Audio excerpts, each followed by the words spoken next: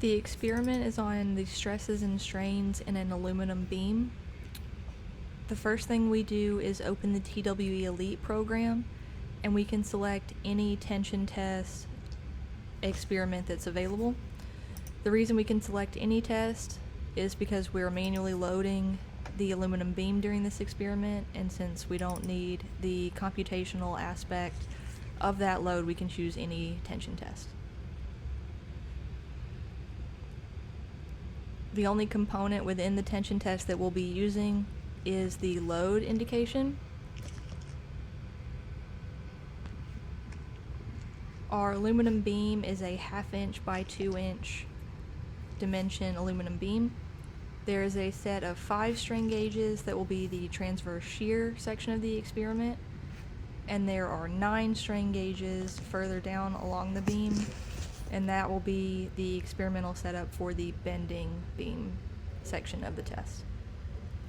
The top of the beam is labeled as strain gauge 1, while the bottom of the beam is strain gauge 9.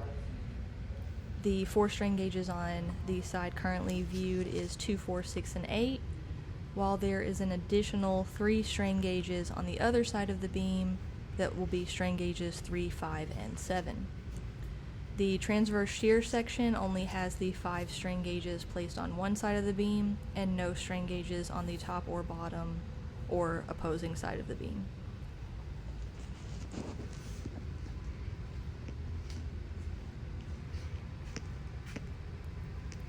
Each of the strain gauges has a set of wires that connects the strain gauge that is applied to the beam to our P3 strain indicators.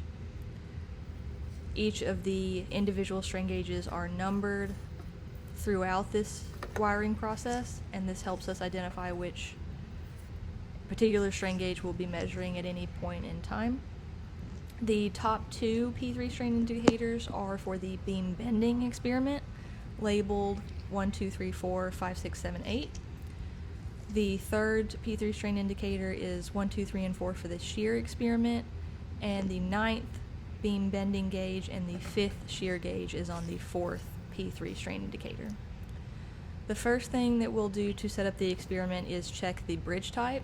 For the beam bending experiment, all of the strain gauges are set to a bridge type of quarter, and that's because we're looking at a tension experiment, and throughout this we only need the quarter type, and I will show the setup for the bridge type in a little bit. And then for the transverse shear section of the experiment, we have half bridge shear. And through this, we can set the 4th input to half bridge shear because that is the 5th strain gauge for the transverse shear experiment. And then half bridge shear will be set on the 3rd P3 strain indicator for all 4 strain gauges as half bridge shear because that is present for all 4 of these strain gauges on the half bridge shear experiment. The transverse shear experiment.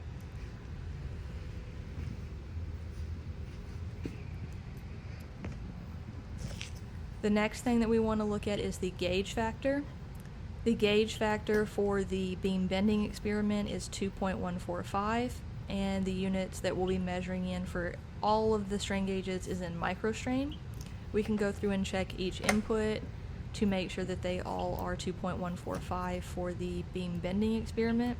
And again, the gauge factor is determined by the manufacturer of the strain gauge, and we use the packaging to determine what that gauge factor will be. This is the half bridge shear for the transverse, and that gauge factor is set at 2.08. And then the 4th P3 strain indicator, since is the last strain gauge for beam bending and for transverse, one will be set at 2.145 and the other will be set at 2.08. Again, all of the values that we'll be determining within the experiment are in microstrain, so whatever value you see will be that value times 10 to the negative 6th.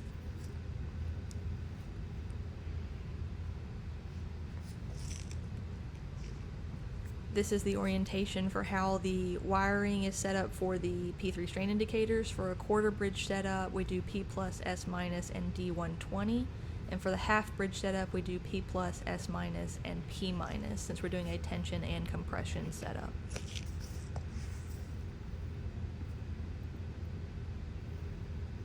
And this is showing that the red wire is in P+, white wire in S-, and the black wire will alter depending on which version of the experiment the P3 strain indicator is set up to perform. The next section is we will balance all 4 P3 strain indicators to determine a universal starting point for our experiment. You may have to balance the P3 strain indicators more than once in order to get your desired result. If the P3 strain indicators aren't balanced entirely to 0, you can adjust that by recording the value that is determined by the P3 strain indicator for your 0-pound measurement. Here we are balancing a few times in order to get our measurement to 0 in order to show the experiment from an initial starting case.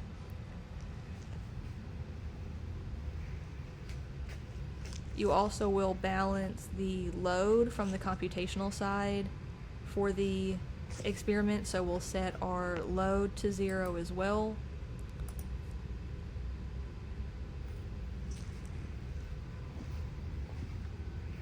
And once we do that one, we can go back and finish setting up and balancing our P3 strain indicators.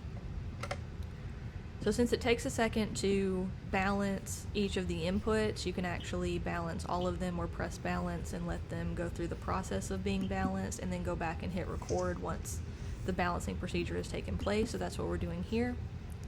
So now we'll go back and press record in order to save our balancing procedure for each of the 4 P3 strain indicators.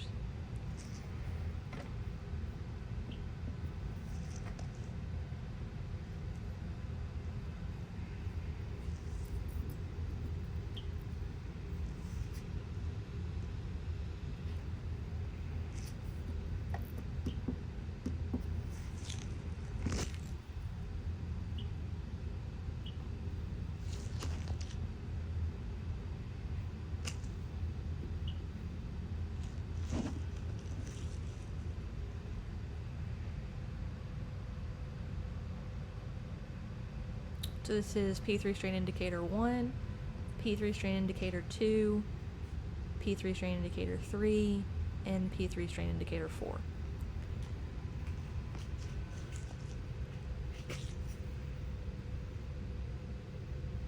So all of those values will be our 0-pound measurements.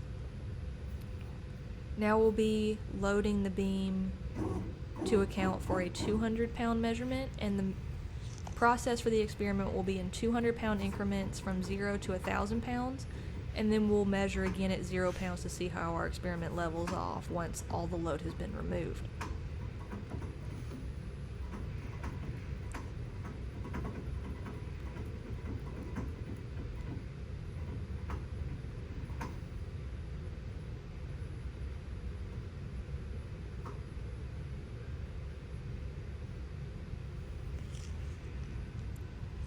So now we're at about a 200-pound load, and we will get the strain gauge measurements for each of the strain gauges present along the beam for both the beam bending and the transverse shear experiments. So our beam bending, it's from left, so channel 1 is 1, 2, 3, and 4 respectively. These are 5, 6, 7, and 8.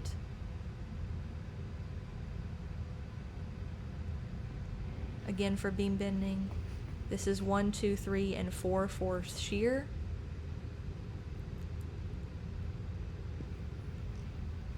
Channel 3 is our gauge 9 for beam bending, and channel 4 is gauge 5 for shear.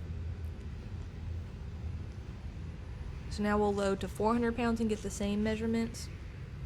One thing that I'll mention along these lines too is you'll notice 2 of those strain gauges are listed as off scale. What off scale means is that we were unable to get a strain gauge reading from that particular strain gauge. That could be related to either a loose strain gauge along the beam, it could be a wiring issue, attachment to the P3 strain indicator. Those are a couple of reasons why you may not get a reading. In that case, for the 4th gauge for the shear, we will just have an off-scale measurement and no value for that. And for the beam bending, because it is a fairly uniform experiment, Gauge 1 and 9 should essentially be the same with a sign convention. 2 and 8, 3 and 7, and 4 and 6, or 5 is your neutral axis. So in the beam bending experiment, we can use our value for gauge 4 to be the sign reverse for gauge 6. So this is 1, 2, 3, and 4 for shear on this particular indicator. And then channel 3 is gauge 9 for bending, and channel 4 is gauge 5 for shear.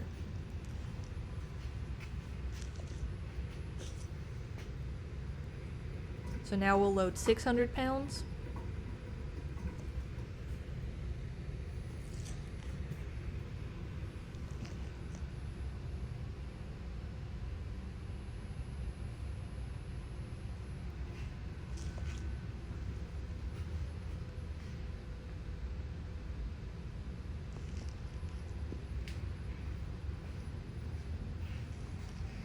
Beam bending, gauges 1, 2, 3, and 4.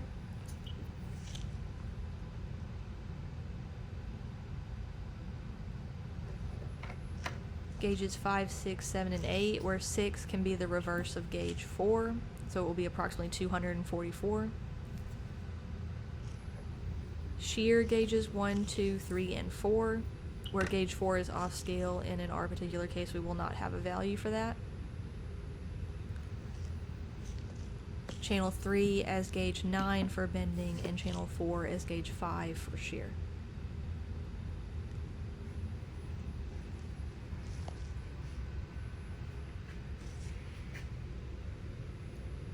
We'll measure now at 800 pounds.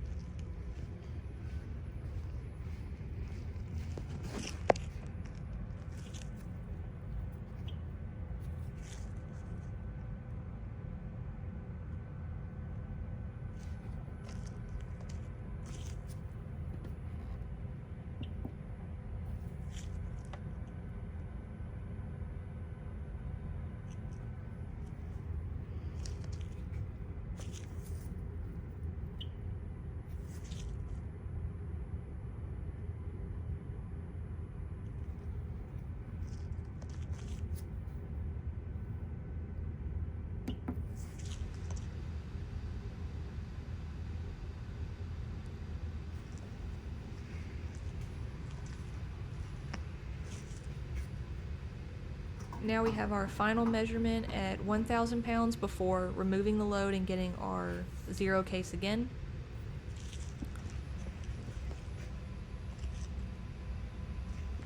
So at approximately 1,000 pounds, you can see the curvature of the beam a little bit more clearly at 1,000 pounds.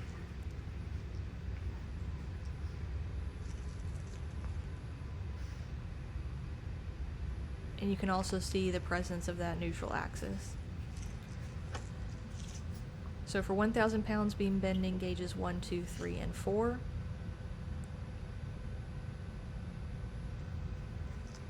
Five, 6, 7, and 8.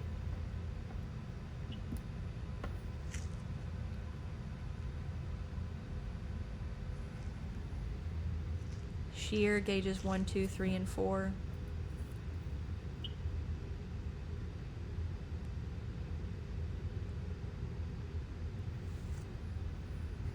Channel 3 as our gauge 9 for bending, and channel 4 as gauge 5 for shear.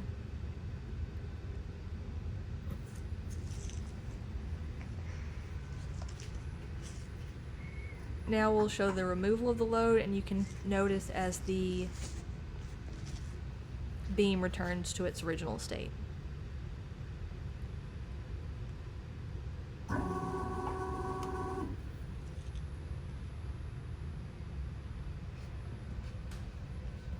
So now all the load has been removed, and we'll get our final zero measurement values.